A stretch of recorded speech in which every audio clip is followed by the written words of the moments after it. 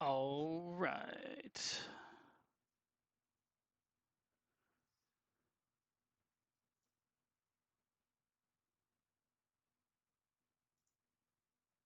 Oops.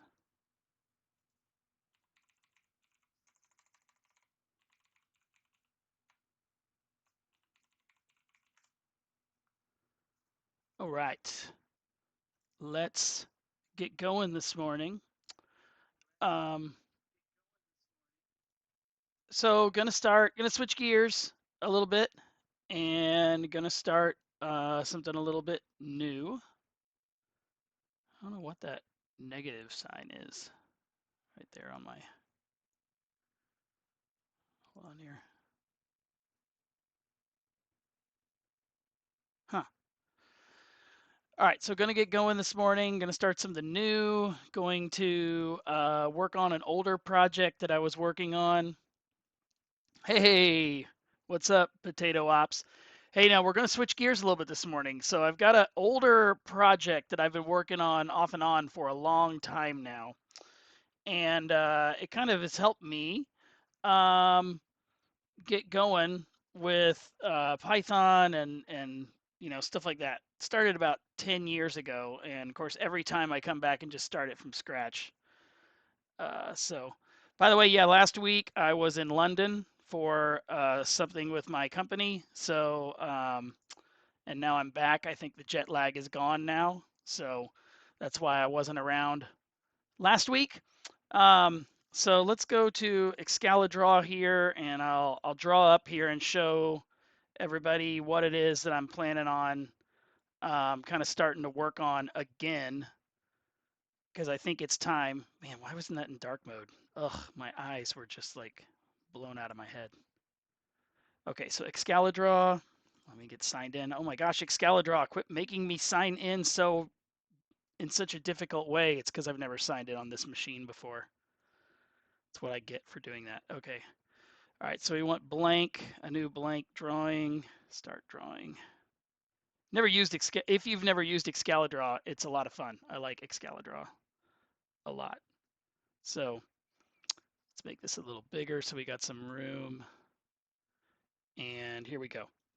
All right, so basically what this is we start with an NES emulator, NES EMU emulator, and in this case we are using um, the one I use is FCEUX, and the game we are going to be playing, because I have played it since I was a young man and I still own my copy of it to this day, is Final Fantasy 1. And so what I have done in years past is try to figure out how to be able to automate playing the game. And so I've done several iterations of this. I've never gotten any further than just having a really dumb system that grinds on the game and like grinds levels. I did get that far and it worked okay. It was all right, but it was dumb. There was no like artificial intelligence or anything like that. I've also in the past had to use like Pi Auto GPT and things like that to be able to talk to the game. But the reason I've switched now to FCEUX, and I may have even used it in the past, but the reason I'm using it now is because there is a Lua script engine that is inside of it, and this gets convoluted fast, so I apologize. So there's a Lua script engine in the FCEUX emulator, and that allows us, some very kind person wrote a socket program, a Lua socket program that allows Python to talk to it. So let's just make this nice and even instead of all cutesy sideways here. And that was how basically, like I said, about 10 years ago, I started this project, and I that was what really got me doing Linux, Python in Linux and stuff like that, because I had to learn a lot to try to figure out um, how to automate this kind of stuff. So anyway, here we go. So there's Python over. So now the Python can talk directly to the memory of the of the emulator. And so here's what we have. Let's make a little bullet list here. Here's what it can do. It can read, actually it can read and write memory locations, although we don't want to write memory locations because we don't want to manipulate the game. We want to play the game. We're not cheating. We want to do it the right way. So we can read and write memory locations. By the way, do I need to make this just a hair bigger so that everybody, there we go. Maybe that'll be easier to read. We can read and write memory locations. We can send all button combinations to all this is programmatically. So now then really, I guess that's it. Those are the two things. I mean, I don't even know what else you would need to be able to do. You can read and write memory locations. You can send all the button combinations. Oh, you can request a screenshot directly from the emulator, which is nice because then you just get a perfect screenshot from the emulator that is perfect, right? The dimensions are right. It's repeatable. You can therefore have regions. You know, like we could take a screenshot of just a region of the screen, I believe, and things like that. So really nice ability to be able to do that kind of thing. Okay, so with that in mind, so here is our socket program. And as I've done, when I got this before, I was working on this like 2 months ago again, and I got this far. I got the socket program working. I got it to where it could get the information, the read write, all that stuff. I got to the point to where I was waiting on OpenAPI to release the image, the multimodal image stuff, and it just came out, and I was a little bit ahead of it, and I did that thing where I got bored and I moved on. And I ended up deleting that machine, and you know, like, because I don't mind doing stuff like that because it just forces me to have to kind of work back through it again. I do still have all my code, and in fact, this time it's in a private GitHub repo, but this time I'm going to start over as I rewrite everything, and I'm going to go ahead and Potato Ops. I've been scared. Okay, I don't know why I'm scared. I don't make anything that complicated, but I'm always like, if I put my code out there in public, I've got this awesome idea, and somebody's going to come along and take my idea, and they're going to run with it, and they're going to make it super awesome and get, like, I don't know, notoriety or famous or whatever from my idea, and I'm not going to get anything from it because I put my idea out there and everybody just stole it from me, and then I'm all like sad and pitiful, and I'm like, F that, I can't do that. I read everywhere, you know, document in public and build in public. It's my repo. And then I thought to myself, who is going to build this convoluted, even if they use my repo, they got to figure out how I'm actually installing all this stuff and doing everything. And I'm like, I don't care. I need to just get over it, put it out in public, put it on GitHub, and develop it in public as I, like, you know, do this on Twitch and see if maybe some people want to pick up and want to help or something like that. Oh no. So are you telling me that I really shouldn't just put it out there? I should wait. I should keep it private for now and not necessarily tell the whole world and show them what I'm doing. By the way, that is sad, man. I'm really sorry to hear that happened to you. That sucks. So, so this is the Python piece. Yeah, yeah, oh man. See, that's why I'm petrified by it too, because I see other people who do it and it works. And like the original author is like, you know, everybody knows them and everything's fine and the project just grows. But then I worry about somebody just coming along and just ripping it. Anyway, here we go. So, well, maybe we'll go slow then, Potato Ops. Maybe we'll have to have some trust. Maybe we'll only add people that we trust to this repo, at least in the beginning. Maybe that's how we'll do it. Maybe we won't throw it all out there public. We'll just be like, no, we gotta trust you first before we give you some access to this. Put them under NDA or something. All right, so here we go. So here's the Lua engine. here's the Python, and so here's what I want next. Okay, so we're gonna have to have. I've learned this much too. This is the next thing. Even though we can request the screenshots, it's not enough. ChatGPT, even multimodal, is just not super great at handling the screenshots. Let me show you. So let's pull up ChatGPT right now. And I'm going to close my little sidebar here. Let's see. And let me grab my file folder here because I've already got a couple of images ready to go from when I did this before.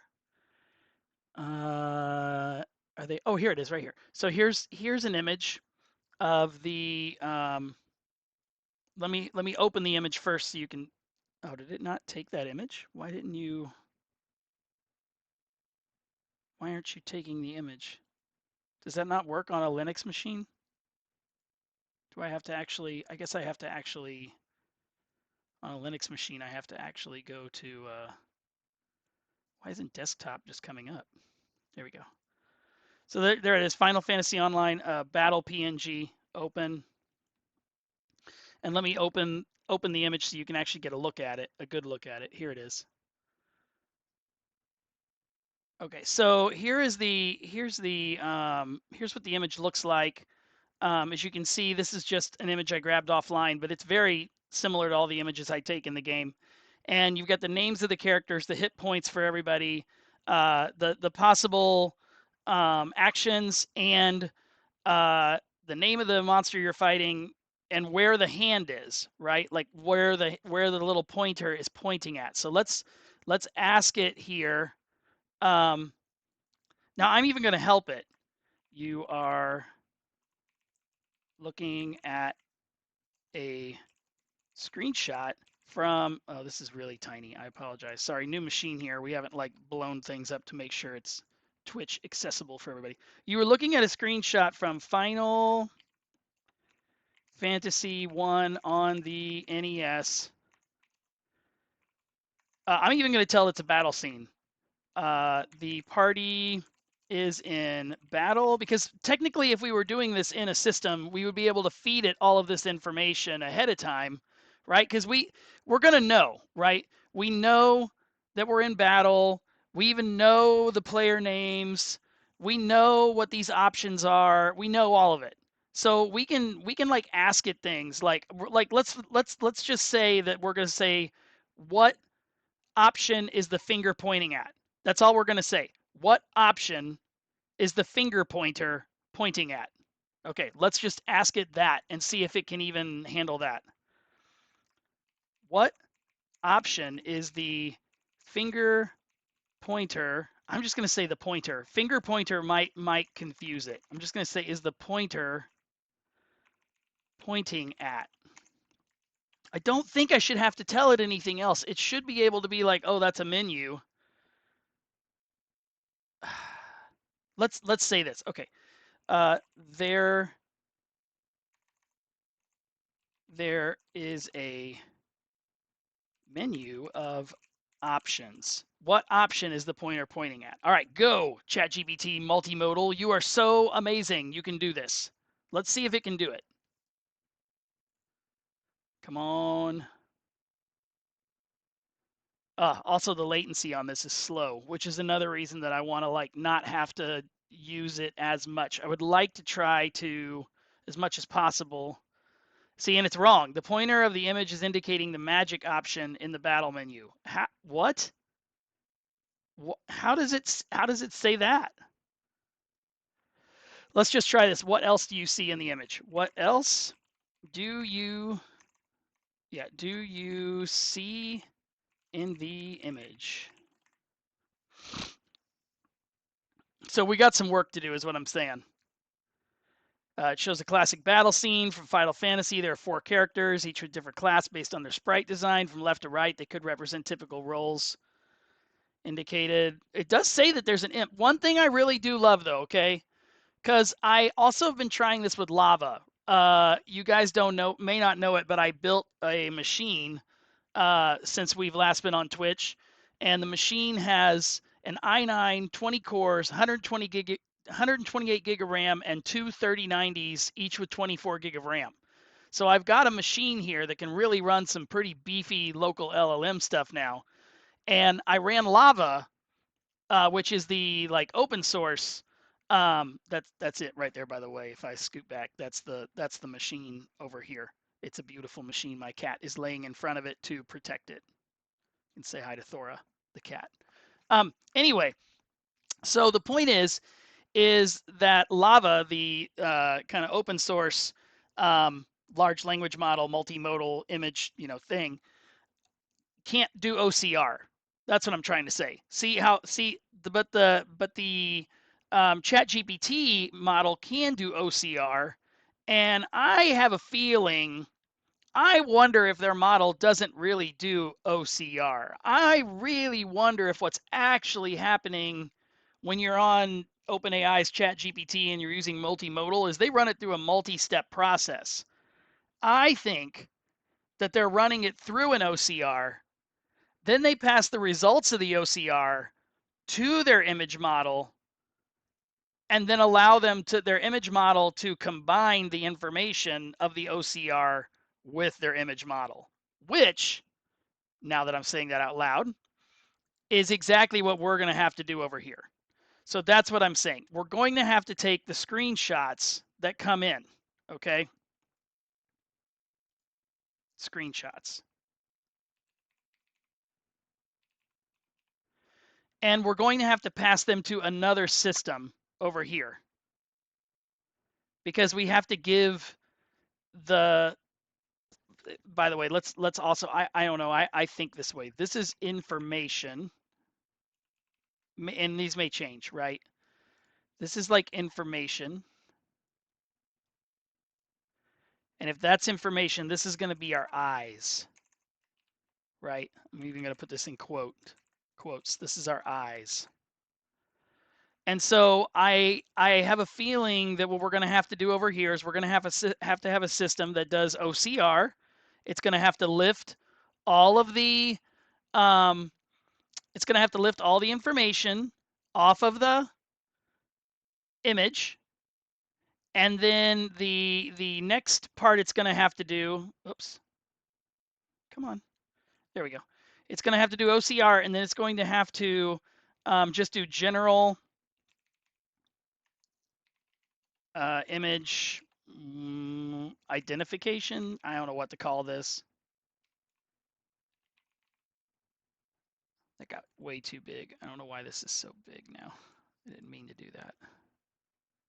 Small, medium, yeah. So OCR, image identification, and then I have a feeling we're also going to have to do, you ready for this? Some OCV, Open Computer Vision. Isn't it OCV? Open Computer Vision, Open Computer Vision stuff. And we may have to train some little models to be able to identify NPCs, monsters, landmarks, etc. But what I'm really hoping, though, is I don't really want to have to do all of that. What I really want to do is eventually, hopefully, we'll be able to figure out a system of how to let our AI brain kind of do that for itself. I feel like we should be able to do that somehow, but we'll see. We'll see. And so then we have screenshots, and then from here, we will have to be able to feed this information and this information into the brain, right? We're going to move this over a little. Oh, I always forget which buttons do which. Oh man, there we go. So over here is our brain. Brain, not Brian. Brain. Okay, and the brain don't know exactly how we're going to do it yet. Don't know if we're going to use Crew AI, if we're going to use a combination. It's definitely going to be a combination of like LangChain and Crew AI, and we're going to have we're going to have multiple agents who are doing various things to try to help make, identify things and give um, information. Okay, so that's going to be this is going to be our lowest level of how we're going to do this. My grand dream, I'm going to let you in on my grand vision real quick. So my grand vision is that we would actually even go a step further than this, but we can't do this until we're ready. And that is, I eventually want to get into story mode. And what I mean by story mode is this. So the brain does all the things, and the brain helps, make the decisions for what to do in the game, right? Actually, it would just come back to here, and then because this is the part that'll send the buttons. But for story mode, this is what everyone watching would see. So like on a screen, we would have, like if I was twitching this whole thing, I would twitch the actual RPG. I would twitch the game live. And then also on the side, we would have all the characters. And we'd have the party, and the party members all have backstory. They all have relationships.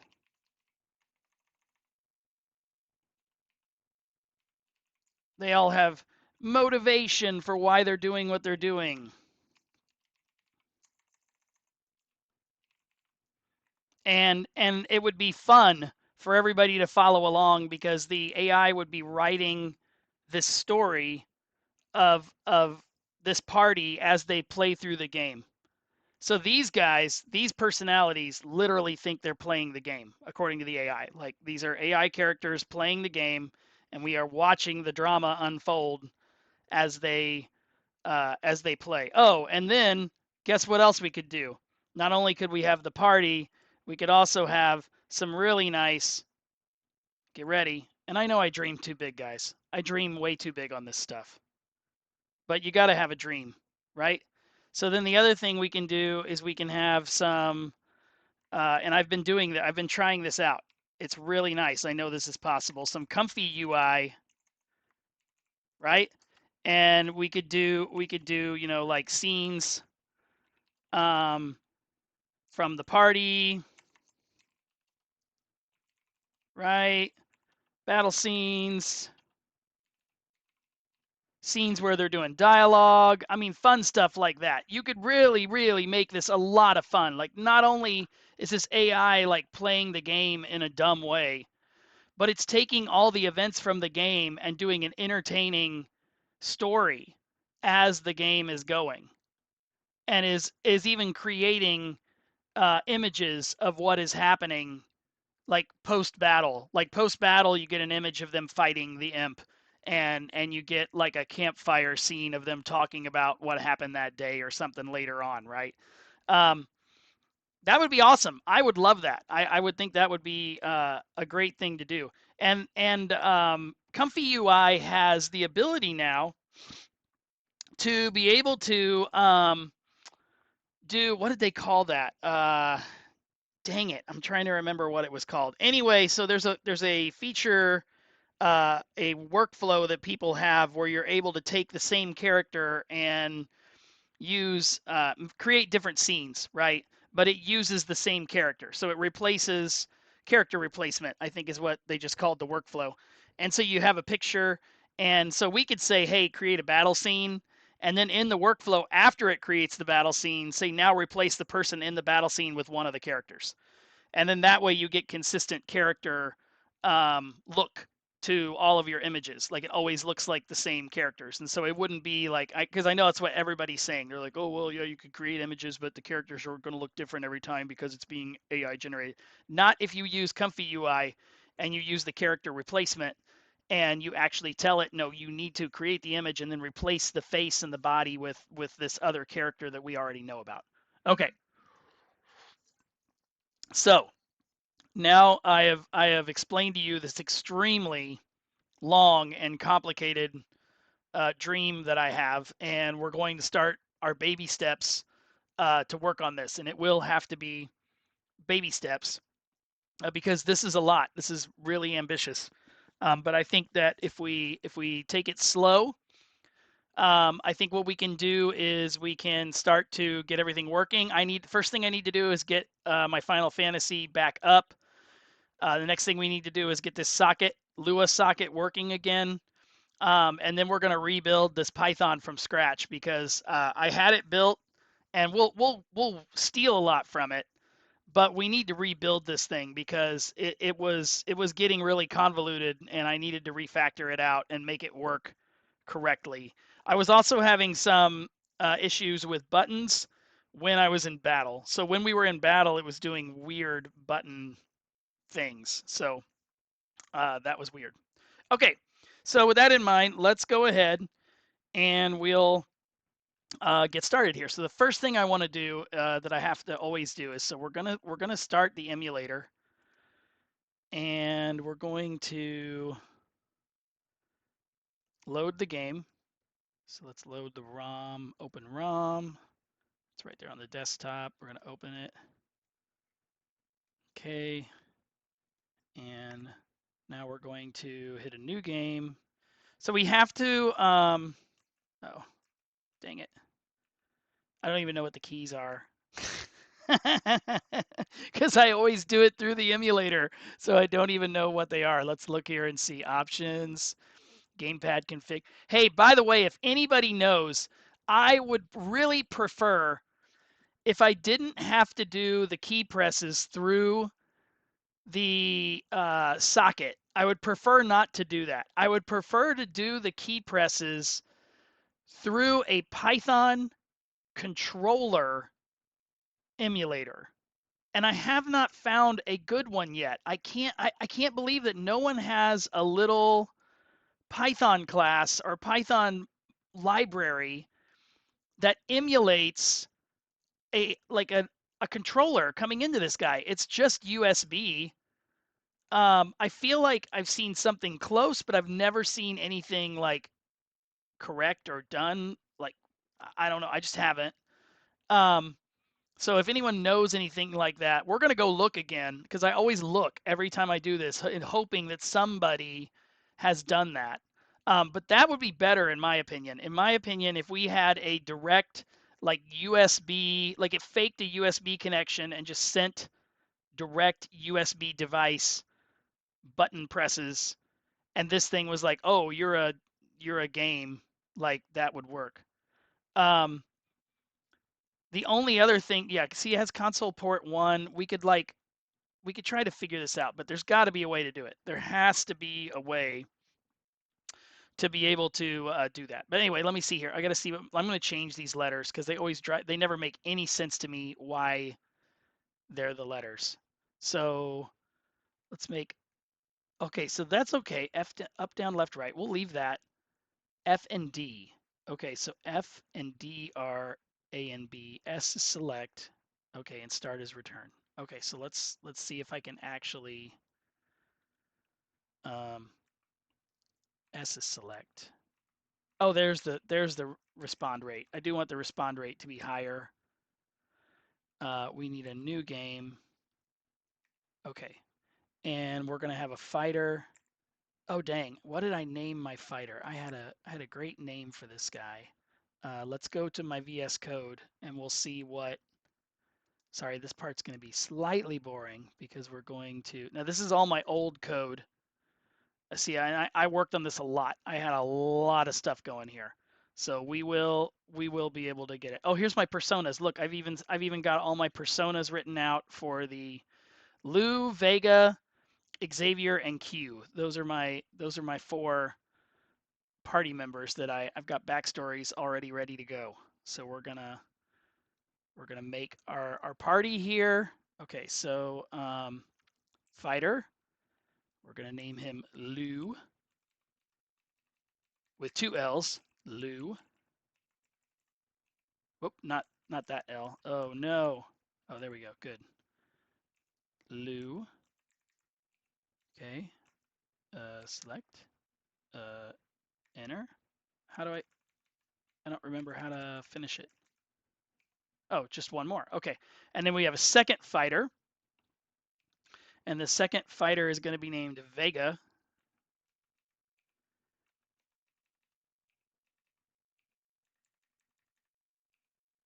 Okay.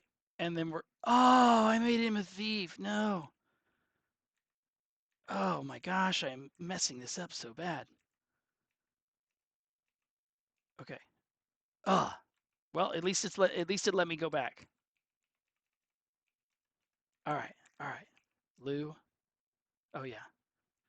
You forget these controls because you only do them like every once in a blue moon, right? Like you start the game, you do them once, and once you like do that, you're like done.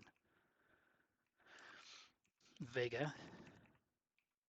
By the way, we're doing this because as soon as we get it done, we're going to save it. We're going to get these guys set up. We're going to step out, and then we're going to step out, and then we're just going to immediately do a save game so we never have to do this again. White Mage. Our white mage is named Xavier. His name is not quite. Oh, and Xavier is going to be. Xavier is a dude, and my plan is this is the fun part with the story really kicking in. So, Lou is a young fighter, and Vega's going to be an old, like, over the hill dude who's joined the party. So you got a young fighter and an old fighter. And then the plan is for Xavier to be a male white mage. He's like cleric. And that Q is actually going to be, I don't know if this is going to work, but I want Q to be a female. So Q is a chick, dark black mage. She's going to be, as all black mages, she'll be OP.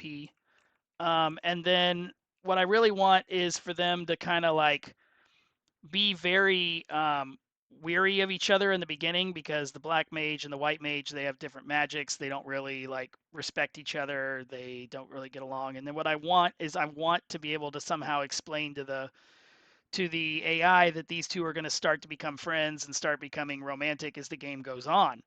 And I don't know, again, maybe that's silly, but I feel like it'll be fun to see it try to do that. And I have ideas of how to do that from a character perspective. We're going to do as I've studied this, we're going to do what they call the sitcom characters. Okay, so think about when you watch a sitcom, the characters are the same, but they don't really grow a lot. They grow a little over time, but most of the time they're the same characters, right? Like, oh man, I can't believe I'm using this as an illustration, but think of Friends, not my favorite, but definitely my wife's favorite. Friends, they're all the same. They don't really change. They do eventually let characters get together, right, and start dating and things, but really there's not like massive character development. So that's what we're going to do. We're going to tell it like, hey, here's the profile for all these characters. You know, Right story. And then my idea is, as we hit certain milestones in the game, whether it's level 5, level 10, when you complete a certain quest, whatever we decide it's going to be, we're going to modify the profiles just a little. So as we hit milestones, we'll modify the profiles, and hopefully, our AI will be able to, oh, they're supposed to like slowly start liking each other now, and it'll start writing that in. And then that way we can move the story along in a predictable pattern. I have had talks with ChatGPT about this, and it assures me that it can handle that, and that would be a wonderful way of doing things. But you know what? I'm going to tell you a secret. I have learned that ChatGPT is a flatterer. Did you know that? Did you know that if you ask ChatGPT and say, hey, will this thing work? Unless it absolutely will not work, it'll be like, oh, yeah. Oh, you're so smart. Oh, that'll work. It'll be great. So you really have to be careful, because it really tries to like butter you up and be like, oh, you're so amazing. You're the greatest. Your ideas are, oh my. So yeah, don't believe everything it tells you. But I do think it's right in this instance. I think that we could do that kind of system and it would work. Okay, so now we're going to save state as, and we're just gonna save it. Actually, let's save it in the repo so we don't lose it. Actually, hold on, cancel. That means that, where's my VS Code? VS Code, oh, it's right here. Oh my gosh, I'm so dumb. Okay, so we're gonna keep this. We're going to create one more. No, we'll just leave it here. We'll use our LLM RPG right here. We'll use this one. This is my new one that I started. And we'll start adding it in here. So let's save it in there. So now we're going to do a save file, save state as. We're going to go to Knox. We're going to go to repos. I always make a repos directory. LLM RPG. And we're going to, what do we want to call this? I don't just want this like loose, like chillin'. Let's make the new folder resources, right? Resources. I think I spelled that right. With a C? Resources with a C? Did I spell that right? I always feel like I spell resources wrong. Clean start. Oh, it says it'll put the. Okay, it did. All right, so there we go. So now we have a save file. So now we're good. Okay, now we want to go to our git ignore, and we want to make sure that we have .save files in here because I don't really want that going. That doesn't need to go into the repo. .save file. Yeah, I don't need that. Okay. That doesn't need to go up. Got our little test file here. Oh, I did an OCR test. So let's look at that real quick this morning. That'll be kind of interesting. So I was trying to do. I asked Copilot, like, hey, we need to do an OCR test. We need to be able to try to read. We're using the image, I think, that we already had. Yeah, we're using this image again. And let's see what we get if we run it. So there's the image. And we're going to run OCR test. And I think I was still getting failures on this. I don't think it was working. I don't have a card on this VM. And it kept saying, oh, I need a card to do OCR. But I know I was doing OCR without, I was doing it pretty easy, I feel like. This like takes forever, whatever it's trying to do here. It's trying to like use, it's trying, let's look at the code. It's trying to use easy OCR. And for some reason, easy OCR is just like, just crapping a brick because it can't find a video card. But I feel like maybe it's because when I did this on the other machine, I did have a video card. So if that's the case, we may have to build this whole system. Let's go back to this. So this whole OCR image generation identification thing is going to have to be over on my other machine.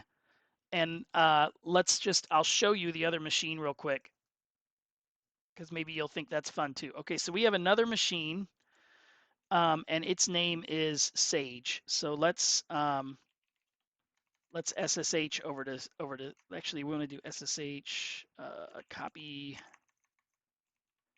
ID because I've never logged into it from here and I don't want to have to keep putting this in every time. 192.168.150.204. Let's see how good my memory is. Did I really remember that IP address? Nope. That's this machine. This machine is 104. I think it's 71. This is in my own environment here at home. Okay. So, okay, I think it is 71. All right, so now we're going to SSH Knox at 192.168.150.71. All right, and this is Sage. Let me make the screen bigger. Oh, I can't do that on here. I have to do preferences in here. Yeah. This is a new machine. We had my other, like my Ghost machine, we had it already set up with everything perfectly, so we didn't have to worry about this kind of thing. But where's my monospace? 12. Let's make it, custom font, monospace. Oh my gosh, Terminal, why are you making this so hard? Let's try 16. That might be too big. No, that's perfect. Now you guys can like read what I'm doing. Okay. So I've got Ollama on here. Ollama list, and these are all the different models that I've downloaded. And because I've got like 48 gig of RAM, VRAM, I've been downloading bigger models. I did try this. What is it? Now Hermes 2 Mixtral on the 93 gig version, the big one. But gosh darn, if that thing isn't slow. It loads up, but it's slow, and I know why. It's because it bleeds out of my VRAM and into my real RAM, and it just goes slow. So instead, we'll just do. Let me change directory to Spectre. That's my NAS. It's making me authenticate to do that. It's annoying. I don't know why. Okay. And I feel like I had, let's do ls-lah grep png. Okay, there we go. And so now we should be able to do Ollama. I just want to show you how Lava works because I had never seen it and I had to figure out how Lava works. So let's do the Lava. We'll do the big one. It won't be, it'll be a little slower. No, let's try the little one because I've never even tried the little one. Lava. Okay, so if you've never used Ollama before, it's very easy. I really like it. And it does create its own API. So let's see what happens here. Oh, there it is. It already loaded because it's a small model. And so now you can say, what is in this? Oh, again, let's do like we did before. Let's say this is an image from Final Fantasy 1.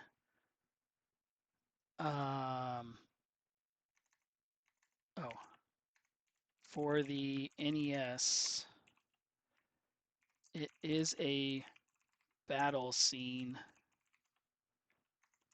Please describe the image and read any text. It won't be able to read the text at all. It just won't be able to do it. Spectre. And then you have to give it the path to the image. That's why I was like finding the pictures. Oh, there they are right there. Let's do the battle. Copy. Okay. Let's let it find it. You see right here, it says adding image. Adding image. So it loads the image up into the model. Now, what I didn't realize is Lava is just like a real. I think I could literally just ask it questions too. I don't even think you have to have an image. It's an actual LLM that has this image capability built into the model, which is wild. And Ollama has abstracted away the hard part of like how do you hand it an image and all that stuff. It like says just put it at the end. And in the latest version of Ollama, I guess I could put the picture at the beginning of the prompt too now. Anyway, it says the image features a group of animated characters of various roles. In Final Fantasy 1 game, two primary figures stand out, one position more towards the center. Where's the picture again? Because I don't believe this guy.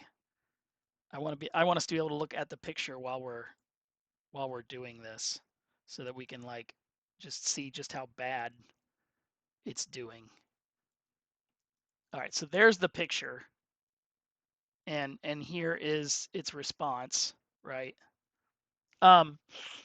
Okay, group of animated characters, I guess so. Roles, various roles. Yeah, two primary figures stand out. Really? Okay, which two are those? One positioned towards the center left area and the other on the far right. There are multiple monsters surrounding them, indicating a battle scene. I already told you that. Amidst the battlefield, I do like the dramatic reading. There is a cup placed near the bottom left corner. It what? Where is a cup? Bottom left corner. Anybody else see a cup? I don't see that.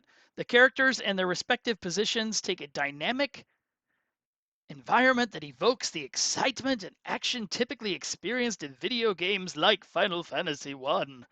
Oh my gosh. Okay, so that that one was struggling. Let's go ahead and try the big model. Okay, so now we're going to do Ollama run, and we're going to run the big lava model. So this model, look here, is like many sizes larger. Like the other one was 4.5. This one is like a third. We've gone from like whatever this really tiny one is to a 13. We're going to go to a 13 billion model. So we're going to a 13 billion model here, and we're going to try to run the same picture through and see if we can get something better here. I'm not going to, oh, well, if I extend this, I think I can copy this properly. No, damn it. Okay, we're just going to copy the first line then, because I don't want it to like grab a bunch of gobbledygook, but I also don't want to type this all over again because I'm lazy. Paste. Okay. Read any text. Period. Oh my gosh, why is it? Oh, why it did that weird jump like that. Spectre. Oh man, I'm just gonna copy this because I'll mess that up. That's too many. I can't type that many. I can't type that many letters. Okay, so it's adding it in. Let's see what it can do. All right, so remember, I have a feeling it's going to tell us that it can't read the text. It's going to be like, oh, I can't read text. Ah, shuck. So here we go. The image is from Final Fantasy I for the NES, capturing a battle scene. There are several characters in various poses, some standing while others appear to be engaged in combat. Total, there are 10 visible characters on the screen. That is not true. There are 8. A couple of text boxes can be seen within the image, likely providing information, the combination of character positions and the presence. Okay. The party is on the right side. How many party members are there? Because you can keep asking pictures about the same photo with lava. Hey, how's it going? I see that little hi in the chat. Good to have you. There are 4 party members on the right side of the screen. They seem to be involved in a critical part of the gameplay or might be facing significant challenge. Okay, so when I gave it a particular side of the screen, it did better. The monsters are on the left. How many are there?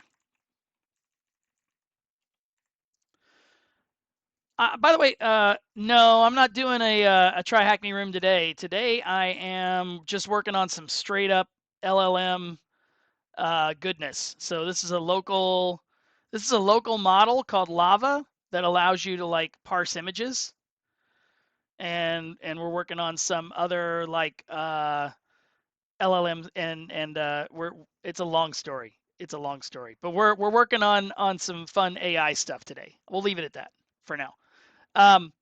There are 4 monsters on the left-hand side of the screen. They appear to be attempting to attack or engage with the party members, adding an element of tension and excitement. I love how it tries to give me like I didn't ask for any dramatic like commentary on the screen, but it gives us this adding an element of tension and excitement to the scene. It feels like absolutely like it must do that. All right, please read the text um, off the image from the right side. It's going to tell me it can't do it. It's going to be like, I can't do that. Yeah, this so I said earlier I have a machine over here. It's off to the side. This is another machine. We're SSH'd into it over here. And this guy's got two 3090s. So I've got two NVIDIA 3090s in it that give me 48 gig of VRAM total. So I do have I've got a really beefy rig over here that's why this is running at a decent speed, because I've got that going. The text on the right side of it's going to try to read it this time. The text on the right side of the image reads fight. It does say that right here. This likely corresponds to the in-game action. Can you read all the text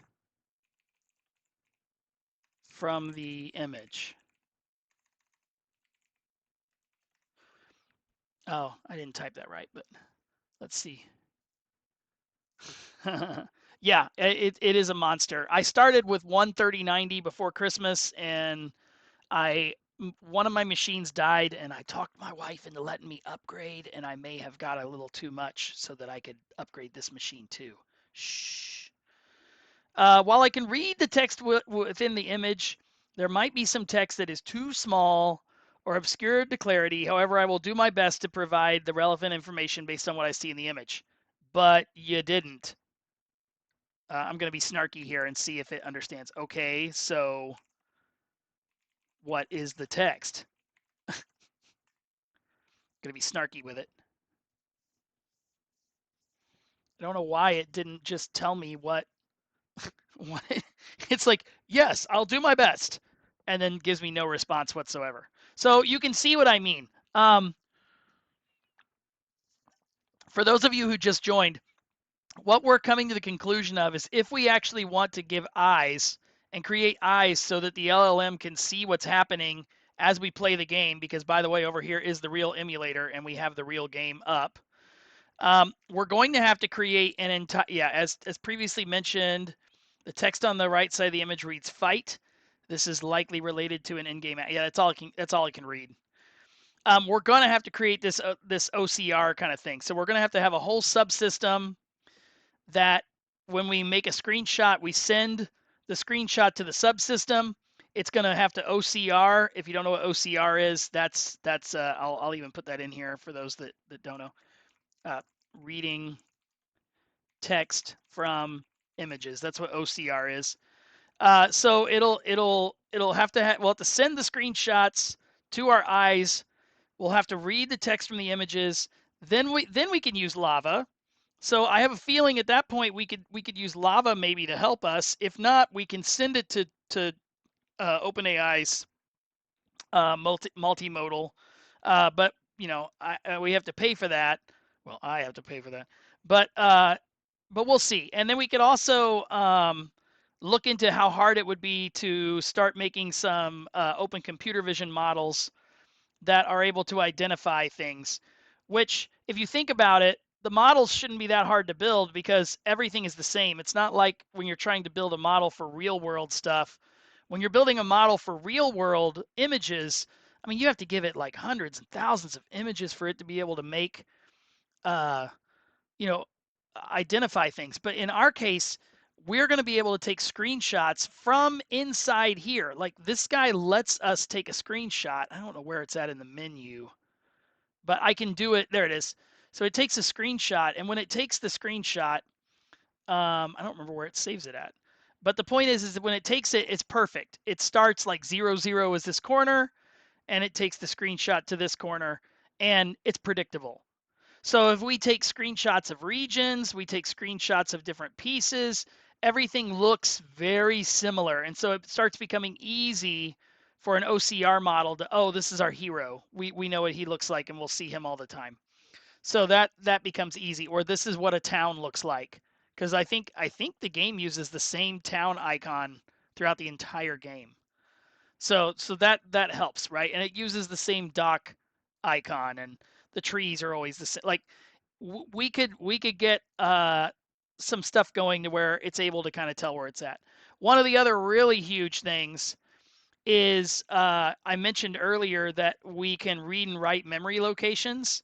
One of the things that is kept track of in Final Fantasy when I was doing this before I learned this is that there is a memory location that gives the current world map XY coordinates of the character all the time. So at any given moment, we can read from the memory and get the current XY location of the character. And that is huge because we will always have a XY world coordinate that we can trust. And so our brain over here will always at least know where it is. And it'll know that once it's like, oh, town was at this XY coordinate, this castle was at that XY coordinate. So we'll also, by the way, did I also mention, oh man, I didn't mention this either. That's another system we have to build. We are going to have to build a RAG system. We're going to have to build a RAG system over here that's going to have a vector database. It's going to have to ingest knowledge that it learns. This will probably also be very important for our relationship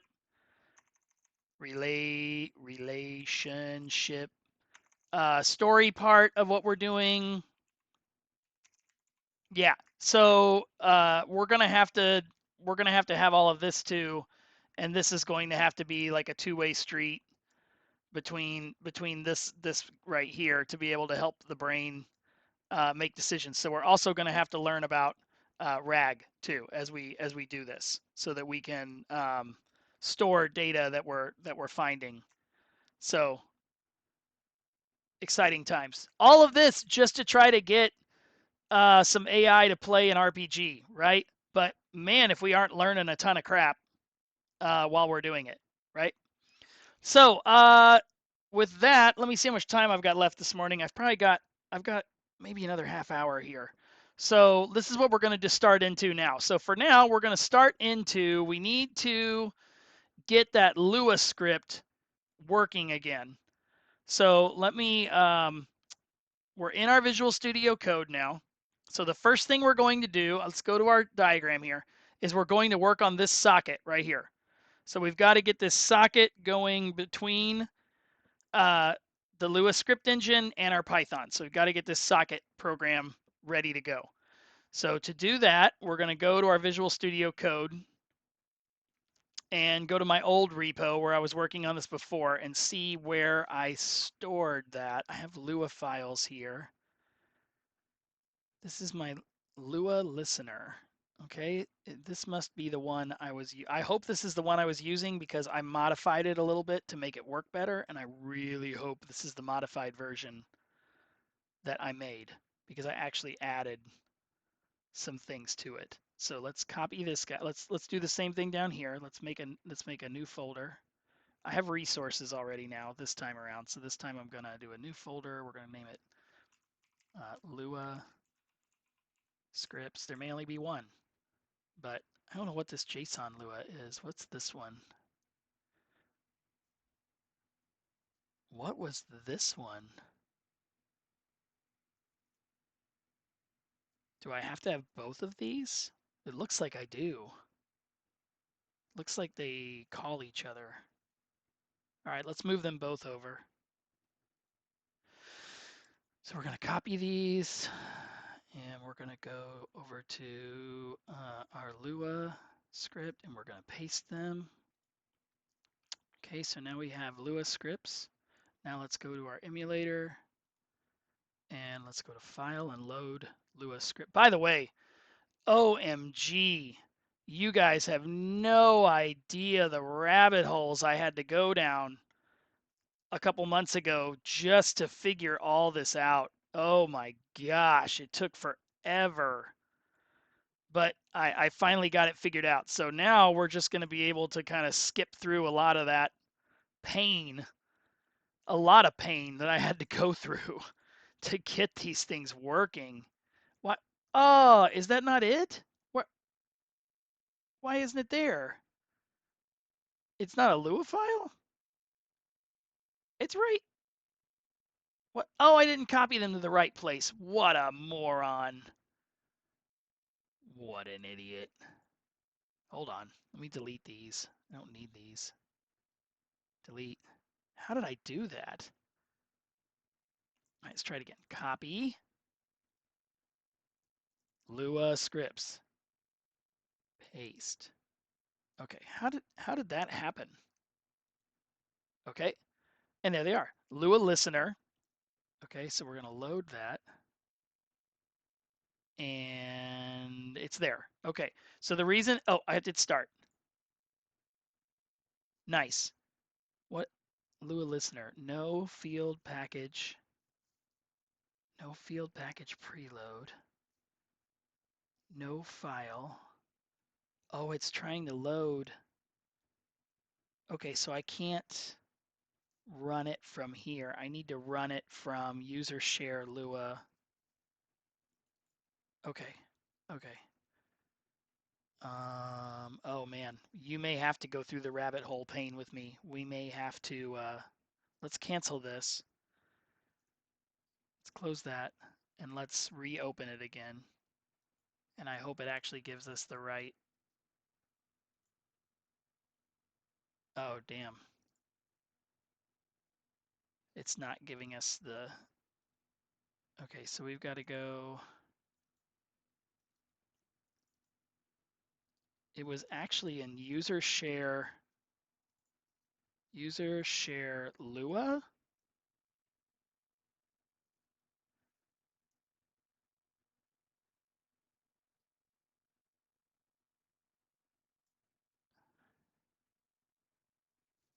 Oh, dang. All right. Well, we're gonna have to go back and figure out where that was at. So I can do that. I'll just go back here. I'll browse. I'll go back to this guy, and we'll just grab the place where it says it can't find things from. Whoops. It's this one. Yeah. Load. Start. Okay, so it's user share. It is user share Lua. User share Lua. No file dot socket core Lua. All right. We may have to start doing our research. Let's see though. Load Lua script. Browse. Let's go back here. User share.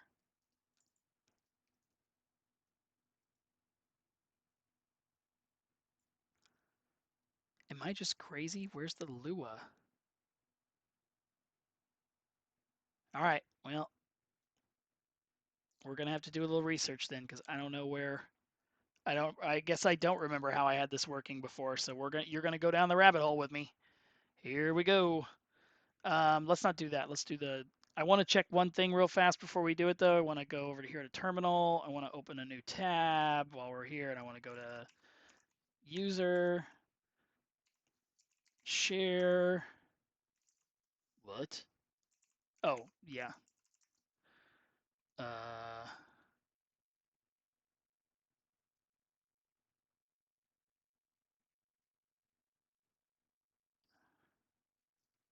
Yeah, I don't see any user share Lua. I just don't think that's a thing. So we're gonna have to let's start our big hunt to see if we can figure this out. Okay, so we're gonna open Chrome, and we're gonna go to my favorite, Perplexity, and we're going to ask it.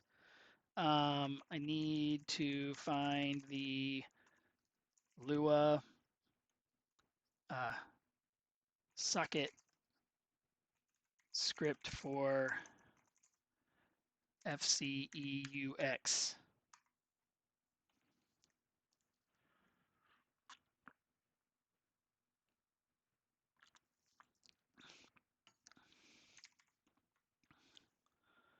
Here's a basic example of how you might use it. Yeah, but there's somebody who made it, and this might be it. The wonderful thing about Perplexity, remember, is that Perplexity lets you go down here and hit sources, and now I can see all the sources that it found. And ooh, I don't remember that one. Let's see what this one is.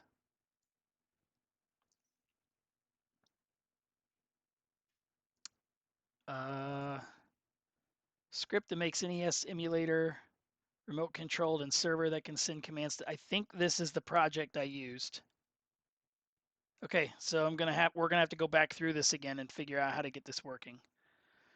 So let's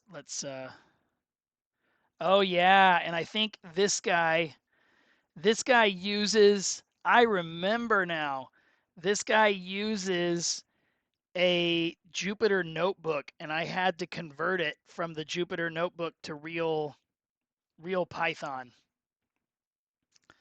Yeah, I remember now. So this is going to be fun. If you've never done that before, get ready because we're going to figure out how to do that too. All right, so here's this guy's stuff. Must have Python 3 and a Jupyter notebook. All right, so here it is. Back to the Jupyter. So okay, all right. So and he's even got the Python. This is the beginning of the Python server. I rewrote it too. So we're going to be and I wanted to rewrite this stuff anyway. So here's the listener. All right, let's read here and see if he's okay. You got to have Python 3 and Jupyter Notebook. Yes. You must start the emulator with the ROM. Yes. Start the Lua script. It must connect to your Jupyter Python server. Load ROM. Oh, I didn't know he had that in here. That's nice to know that you can like do that. You can load the Lua listener from here. Now go back to your Jupyter notebook.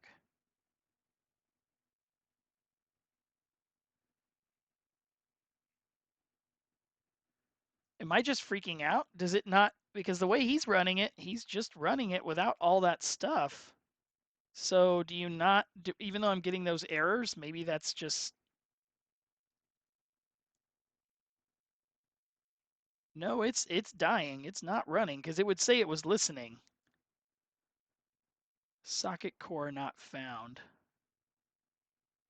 All right, well, we're gonna, maybe this is the wrong one. Let's use his. Let's do this. Let's, for fun and giggles, just go ahead and clone this repo just so we've got everything local. So I'm gonna do that. I'm gonna go to here. I'm gonna go back to my home repos. Okay, we're gonna git clone. Control Shift V and change directory FC Lua. Maybe we'll just try to run it with the Jupyter. I have to download Jupyter notebooks. I freaking hate Jupyter notebooks. Yuck. I don't know why I hate them so much. I think it's because I have always just coded. And the Jupyter notebooks just drive me nuts because when I want to actually like do something, I don't want to run it in a notebook. I want to run real Python. I don't know. Maybe I'm a baby. Tell me if I'm being a baby. I don't know. I just don't like Jupyter notebooks. I feel like it's like guys who try to do Python on Windows do Jupyter notebooks. Now I'm just being mean. But ugh. Okay.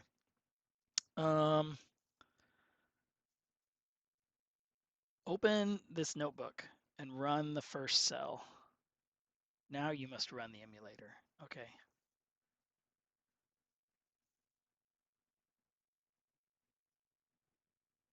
He has a video too, where he shows all this stuff. It's really nice.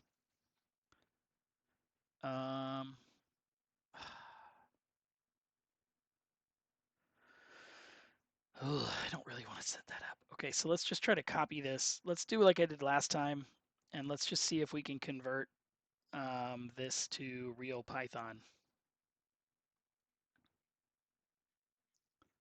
I wonder if my Copilot can handle it. Let's try it. I think when I did it before, I just used ChatGPT 4 to do it. Let's see if we can get it to do it. So we're going to go, oh, I didn't add it. Let me add it in here so I can see it. File, add folder to workspace, Lua, add, okay. Here's this guy. We're going to copy this server.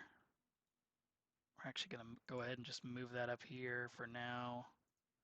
Paste.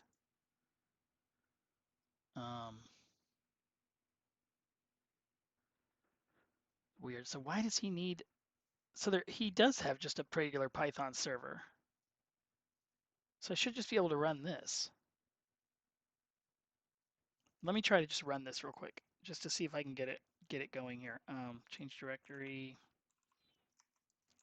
LLM, RPG, Python 3, Python server, Python server.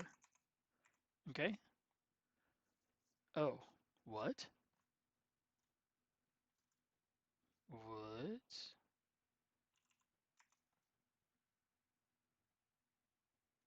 I guess I gotta run it as, because it's doing a socket, I gotta run it as sudo. Oh man, I'm definitely gonna have to get no password turned on. Okay, waiting for emulator. So this side is ready. So now let's go to the emulator and let's go and get it going. So let's load Lua script, restart. Yeah, nope, it will not do it. Okay. Huh. Restart.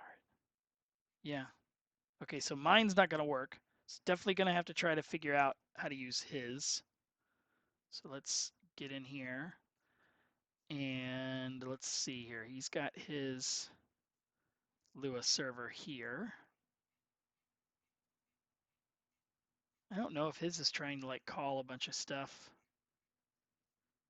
It just needs socket and JSON. Requires socket core and JSON. Okay. Let's try to run the command like he does, just for giggles. It'll open a new instance of it, I think, too. So let's FC EUX listener Lua, not Lua, is it Lua server? Lua server. Okay, and then he does, let's go back to his README.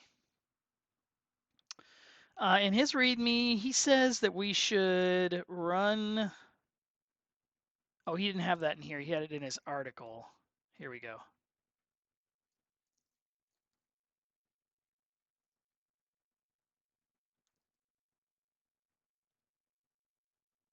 Oh, where did he put it? I thought we just looked at that.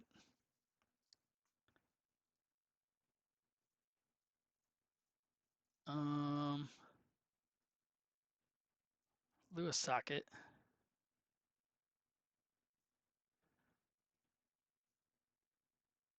It's a low-level TCP socket. Sorry, this part's a little boring. We're just trying to get this figured out. Lua main cycle looks like.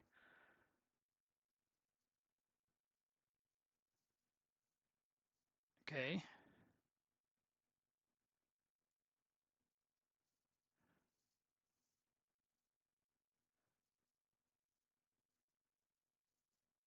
Maybe it was in the Jupyter notebook where I saw that, where it said, oh, here it is, right here, finally. Okay, so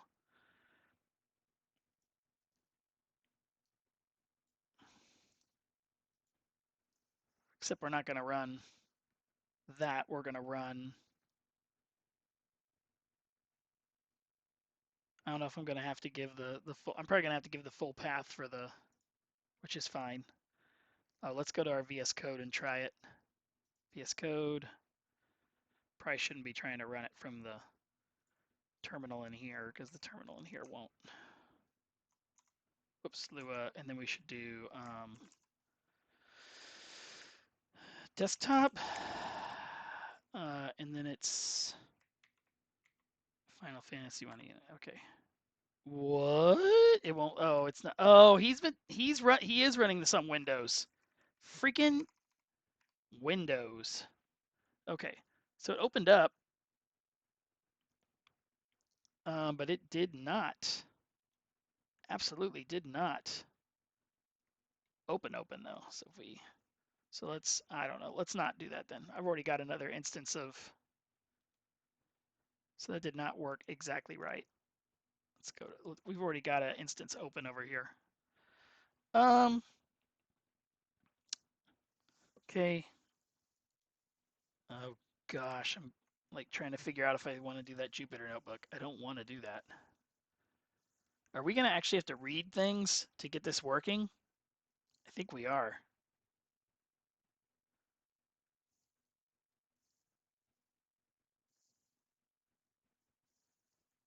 Huh. So let's see. You can see now, this was not an easy project to get started. I mean, this was just a pain in the ass to get working.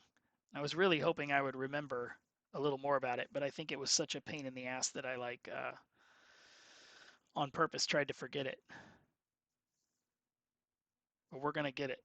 We're going to figure out we did it once, we can do it again.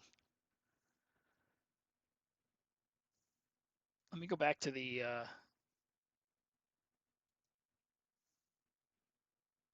okay, so you must have working Python 3. Run the Jupyter notebook. Open the notebook in the first cell. Now you must run the emulator with ROM.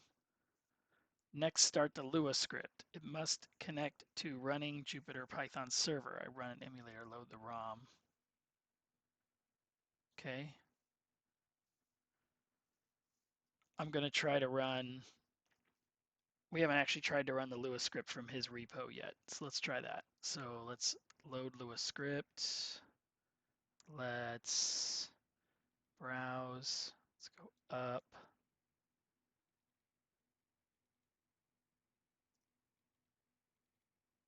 Okay, let's run his. He's got json.lua in here, right? Am I in his? Yeah, Lua server. Okay, load. Oh, his look. Oh, start. Damn it. His did not. Lua thread bomb out. Okay. Huh. All right. I feel like I'm going to have to. Well, it's probably about time for me to get off here this morning anyway. I'm going to have to go figure out what I did differently last time so I don't bore everybody to death and at least get this part working. So I'm going to try to have this part working by tomorrow when I come back so I'm not. So we actually have something to be working with and aren't just completely, drudging through trying to get this part going. I can do this part offline, and we'll do some more exciting stuff tomorrow. But hey, thanks for listening. Thanks for tuning in, and we'll dive into this a little bit more tomorrow.